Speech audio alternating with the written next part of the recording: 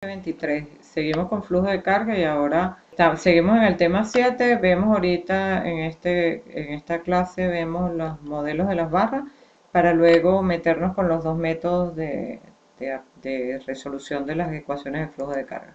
Sabemos de la clase pasada que se pueden plantear las ecuaciones de flujo de carga partiendo del análisis nodal. Sustituimos la corriente y al final tenemos dos términos, o en una ecuación, unos términos igualados, en el que del lado izquierdo están las potencias, bien sea activa o reactiva, de generación y carga, o sea, el balance de la generación y la carga.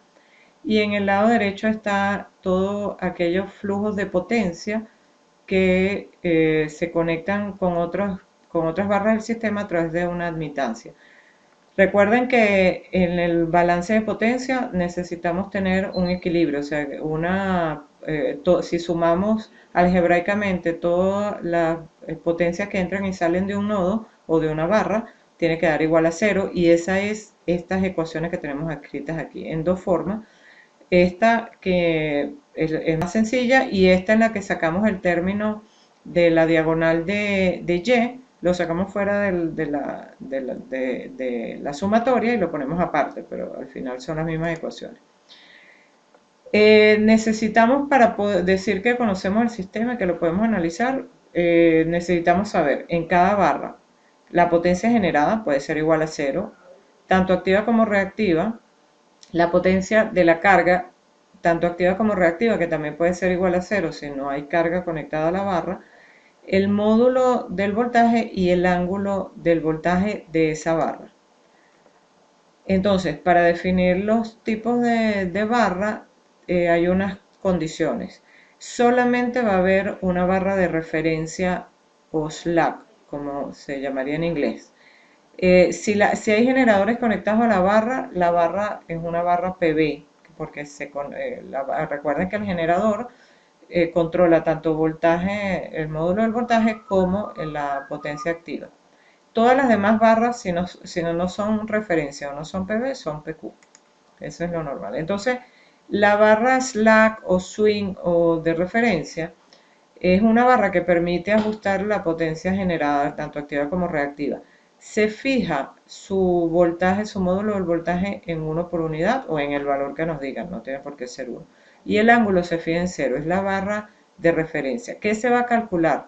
La potencia generada. La barra slack tiene que tener generación, si no, no puede ser slack. O sea, cualquier barra para ser definida como slack tiene generación y normalmente se escoge, si uno conoce un poco más el sistema, se escoge la barra que tenga mayor adaptabilidad en la generación, normalmente con bastante generación y que sea capaz de completar la generación que esté faltando por efecto de los otros generadores.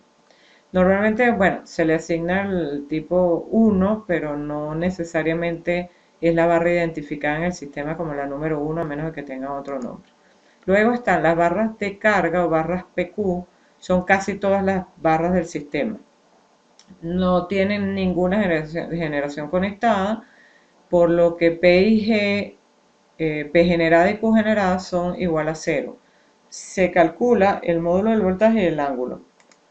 Luego está la barra de generación, que es una barra que sí va a tener generación. De esas barras PV se escoge una que es la que va a ser slack, y en esta barra se conoce la potencia generada activa y reactiva, se conoce la carga y se conoce el módulo del voltaje, porque es un dato de salida del generador. Y se va a calcular la potencia reactiva y el ángulo. Va a depender del tamaño del sistema, pero normalmente no son todas las barras las que tienen generación. Si agarramos un sistemita de ejemplo, bueno, escogeríamos esta barra, la barra número 1 como slack o referencia. Pudo haber sido la barra 2, no importa, una de las dos. Si conocemos un poco más el sistema, tendríamos criterio para escoger alguna de las dos.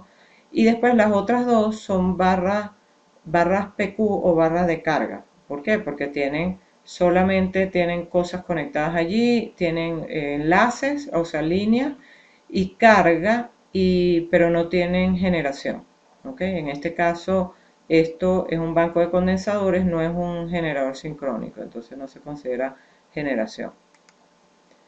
Los métodos de solución, lo hemos hablado, son métodos de solución iterativos. Uno de los inconvenientes, como están viendo, van a tener dos ecuaciones por cada barra, van a tener probablemente la misma cantidad de ecuaciones, hay un poco más de variables que ecuaciones, pero además las variables son distintas dependiendo del tipo de barra. O sea, si es una barra PB, entonces necesitamos calcular Q y el ángulo, o sea, cambian las variables que tenemos que calcular en cada una de ellas. Entonces, los dos métodos, Gauss-Seidel, Newton-Raphson,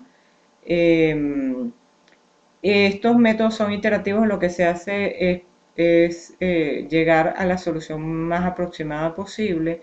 Hay una cosa importantísima que aclarar, que es que el flujo de carga no calcula los valores que uno quisiera, o sea, no, eso lo hace el flujo de carga óptimo, que entonces tiene, junto con las ecuaciones de flujo de carga, tenemos un mecanismo de optimización para decidir por distintos criterios la generación de manera que no violemos ningún límite, pero el flujo de carga normal que vamos a ver, el de Newton-Raphson o Gauss-Seidel, no, bueno, nos puede dar un sistema que es bastante malo para funcionar, que se salen las cosas del límite, pero si esa es la iteración, las iteraciones nos llevan a esa solución, pues eso es lo que va a hacer. Entonces, lo que hacemos es que calculamos en cada iteración, calculamos el total de la potencia calculada, que después lo van a ver un poco más adelante cómo hacerlo, con respecto a la programada. La programada es la P generada menos P de carga